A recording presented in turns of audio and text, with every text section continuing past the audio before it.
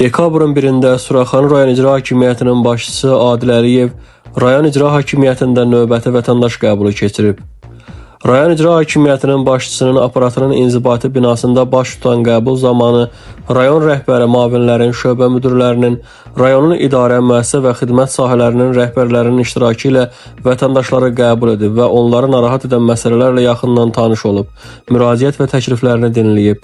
Hər bir vətəndaşın müraciəti qeydiyyata alınaraq problemlərin aradan qaldırılması istiqamətində aidiyyatı üzrə müvafiq göstəriş və tapşırıqlar verilib.